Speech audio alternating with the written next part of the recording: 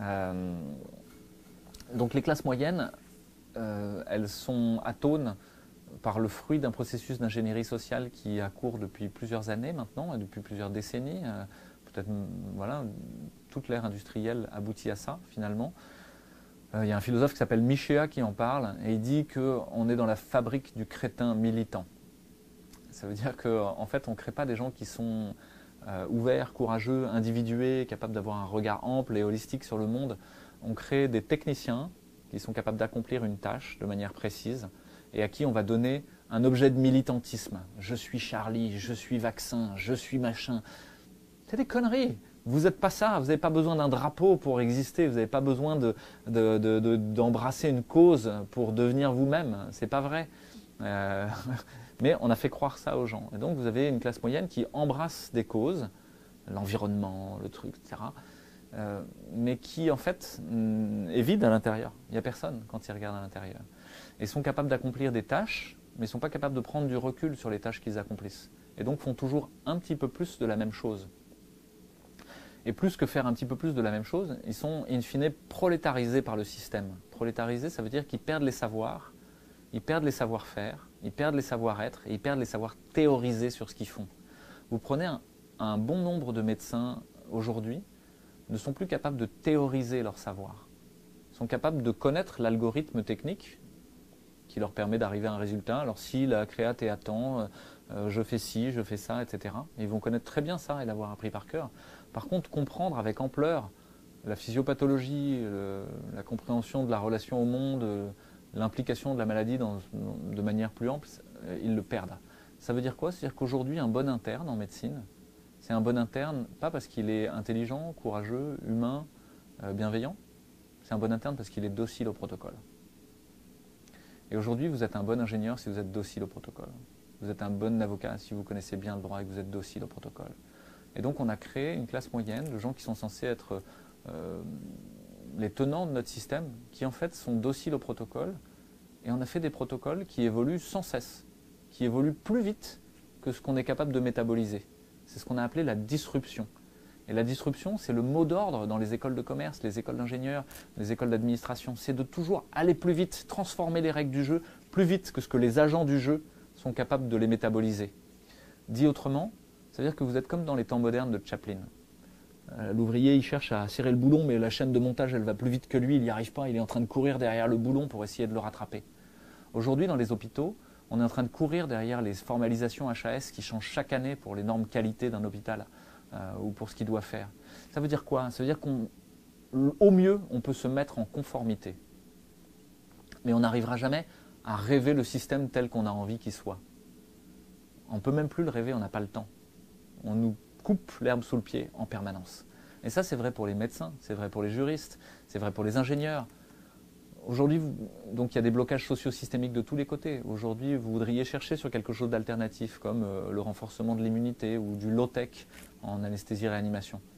Ben moi, j'essaye de le faire ça. Low-tech, ça veut dire basse technologie. Je ne veux pas d'applications, etc., d'Internet et tout ça.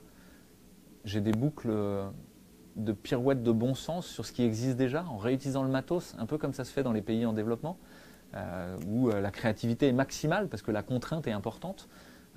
Et ben, je ne peux pas le faire. Je ne trouve pas un rond. Et donc, je pense que la classe moyenne, elle n'a pas de raison d'agir, d'une part parce qu'elle est peu individuée, c'est-à-dire qu'il y a peu de gens courageux. Il y a peu de gens courageux parce qu'ils ont plutôt plus à perdre qu'à gagner, et ils perdent leur confort si jamais ils bougent. Ils perdent leur position de pouvoir. Ils critiquent le groupe social dans lequel ils font partie, ce dont je vous ai parlé tout à l'heure, hein, c'est-à-dire que les opinions et ce qu'on dit est un ticket d'entrée sociale plus qu'une vérité. Je dis quelque chose parce que ça me permet d'être en lien avec un certain groupe. Et donc si je commence à critiquer la vaccination, la recherche, la science, le dogme de la science, ben je vais me couper en fait d'un certain nombre d'amis, de relations de travail, je ne vais plus avoir accès à certaines choses. Et donc j'ai tout à perdre. Donc la classe moyenne, effectivement, je crois, ne bougera pas. Et les gens du peuple que je peux croiser, peut-être c'est un mot un peu galvaudé, hein, le mot peuple, mais les gens, moi je dirais les gens normaux en fait, les gens qui ont du bon sens, quoi, qui sont en contact avec la réalité, ils me disent mais pourquoi les médecins ils bougent pas? Pourquoi les médecins ils disent rien? Et le constat c'est qu'effectivement les médecins, en général, ne diront rien. Au contraire, ils défendront le dogme. Et il ne faut pas en être triste, en fait. C'est pas eux qui changeront le monde. Le dernier point de la question, c'est mais qu'est-ce qu'on peut faire? Est-ce qu'il y a des lumières d'espoir? Bah oui, en permaculture, on dit le problème est la solution. Ça veut dire qu'il faut se pencher sur le problème, ce qui nous dit plein de choses. Une mauvaise herbe, par exemple, en permaculture, on n'appelle pas ça une mauvaise herbe. Le pissenlit, il est dans un sol compacté, tassé, souvent au bord des chemins ou sur les chemins. Et il va envahir tout et vous n'arrivez pas à cultiver. Mais le pissenlit, il a une racine pivotante et plein de racines latérales qui fait que quand vous sortez la racine, il a décompacté le sol de manière très importante. En fait, il a servi à résoudre le problème du sol majeur qui est celui d'être compacté. De même, le pissenlit lui-même, si vous le fauchez, tous les nutriments et les choses qui ont été puisées, aucune autre plante n'aurait pu les puiser dans ce sol-là. Et elle va recomposer du sol. Donc le problème est, donc on dit que les mauvaises herbes en permaculture, ce sont des plantes bio-indicatrices. Ça veut dire qu'elles vous indiquent quelque chose, elles vous disent quelque chose du système dans son ensemble. Et en fait, elles sont utiles.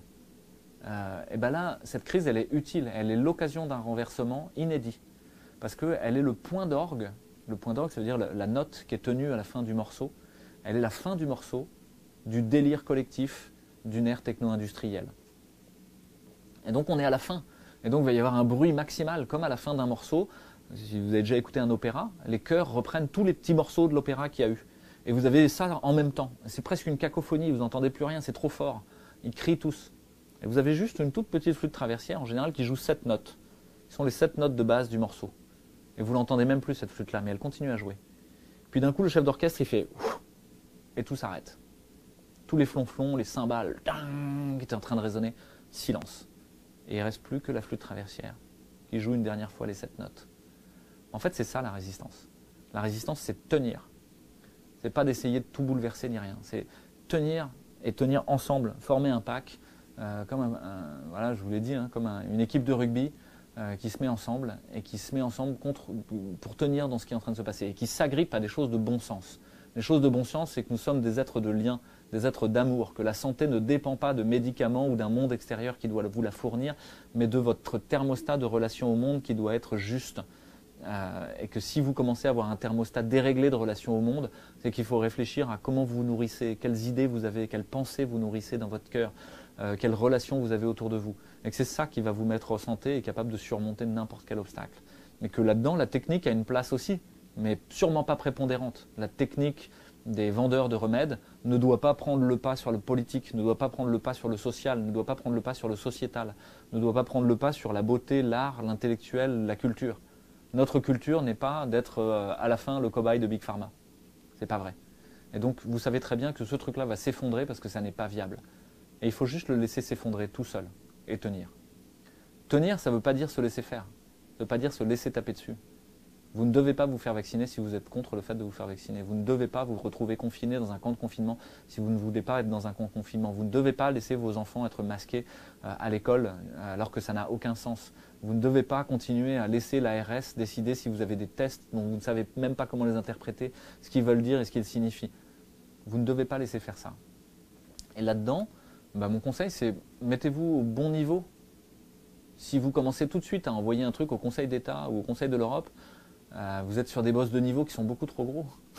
Commencez dans les jeux vidéo, et les boss de niveau, ils vont progressivement. Vous savez, il faut commencer par le premier boss de fin de niveau. Le premier boss de fin de niveau, c'est peut-être l'institutrice, puis la directrice de l'école, puis les autres parents d'élèves. Déjà ça. Ou même avant ça, vous-même. Vous-même ou votre compagne ou votre conjoint ou votre grand-mère qui a peur. Juste rester en lien. Et là-dedans, pas essayer de convaincre l'autre, mais au contraire être dans une empathie maximale. L'autre, il défend la narration gouvernementale sans même savoir pourquoi, sans même savoir qu'elle est fausse parfois. Et il ne veut pas voir qu'elle est fausse. Et il va s'aveugler. Parce qu'au fond, il cherche à rester en lien. Et ça, c'est juste. Et donc, il faut plutôt aller appuyer sur ce qui est juste chez l'autre, l'écouter, puis dire, voilà, toi, tu penses ça. Et puis, moi, voilà, j'ai vraiment l'impression de faire du mal à mon enfant quand je l'envoie à l'école avec un masque.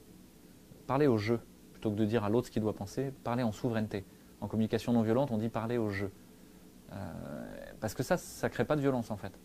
Ça, au contraire, ça crée les conditions d'une écoute.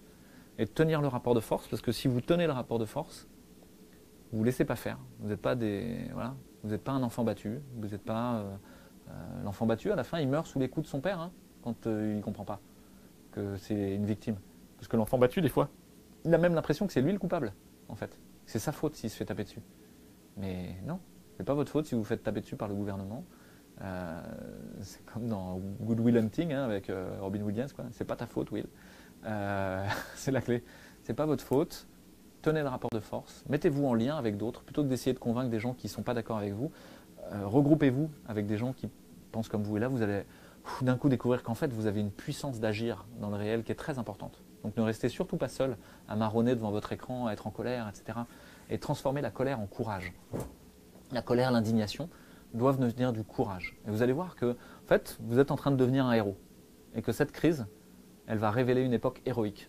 Une époque de gens lumineux, de résistants, qui dégagent une énergie, un volume de puissance pour un monde désirable qui n'a jamais eu de commun jusqu'ici. Donc vous aviez les classes moyennes de gens confortables, apeurés, pas individués et qui n'osaient rien, et vous allez voir émerger des héros. Et une bonne partie de l'héroïsme, en fait, c'est même pas d'essayer de décagner quoi que ce soit, etc. C'est de se mettre à disposition, de se rendre disponible à cet appel. C'est vrai dans la Bible, c'est Zachée, c'est Samuel, c'est tous ceux qui répondent à l'appel. Mais c'est vrai, pas que dans la Bible, je ne veux pas vous mettre dans quelque chose de spirituel. Répondez à cet appel qui vous entendez là à chaque seconde de dire mais il y a quelque chose qui ne va pas. Et il faut que je fasse quelque chose. Répondez à cet appel et vous allez découvrir ce que vous pouvez faire. Et on peut tous faire des choses différentes. Moi, ma force, c'est la parole. D'autres, leur force, ça va être les photos. D'autres, leur force, ça va être d'aller discuter avec les pouvoirs publics. Chacun dans votre réseau, dans votre petite sphère d'influence, vous allez mettre votre petite goutte d'eau comme le colibri de Pierre Rabhi, quoi. Vous allez faire votre part. Et à la fin, tout ça va s'arrêter, en fait. Et ça peut s'arrêter demain, si on se réveille maintenant. Justement, si vous le permettez, je finirai par la nécessité de rappeler que la lutte ne peut être que pacifique, parce qu'on ne peut pas gagner contre ces gens qui sont très bien armés, il faut le nombre. Et en même temps, la bonne nouvelle, c'est qu'une société n'a pas besoin d'être entièrement de notre côté, il suffit qu'il y ait juste une locomotive comme dans un train. Il suffit de peu de gens pour changer la société. Docteur Louis Fouché, merci infiniment pour cet entretien. Merci beaucoup pour votre travail. J'invite nos auditeurs à aller voir votre chaîne YouTube Réinfo Covid et suivre vos travaux régulièrement pour s'informer sur cette crise sanitaire. Merci, ouais. Merci. Un dernier mot peut-être pour dire que les gens peuvent venir même témoigner auprès de Réinfo Covid. On recueille les témoignages, on recueille aussi les textes critiques ou scientifiques. S'il y a des gens qui veulent partager leur contenu, en fait, on les aide à les relire, à les mettre en forme. On est vraiment dans quelque chose de participatif, hein.